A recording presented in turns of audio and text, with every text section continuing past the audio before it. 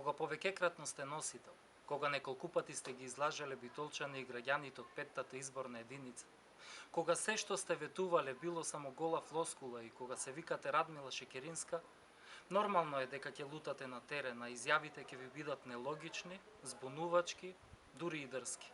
Цитирам: градоначалничката денес можеше да каже дека овај инфраструктурен проблем не е создаден во мое време и не ми интересира, но ние ги решаваме и проблемите кои ни ги оставија во наследство пред 10, 7 или пред 5 години.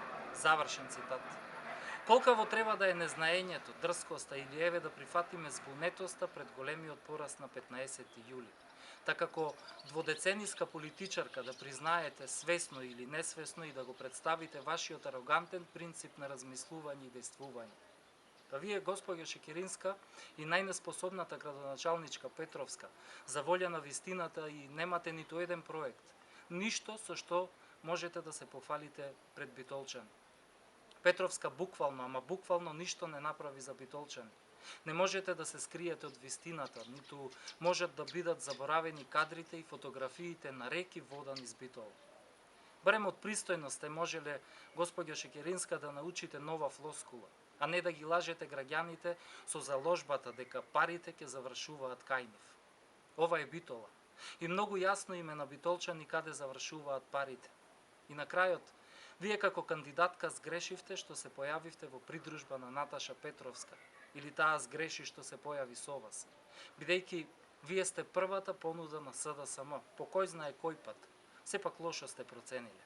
Да, се согласуваме дека парите мора да одат во модерна инфраструктура и тоа инфраструктура која постојано ќе се обновува и унапредува.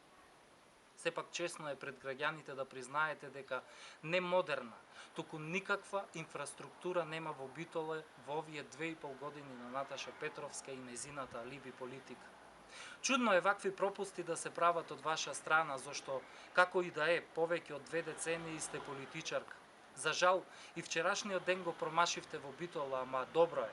Барем престанавте да лажете дека електростатските филтри во РЕК само што не се сменети или реконструирани. Сепак, од ова би требало да можете и подобро.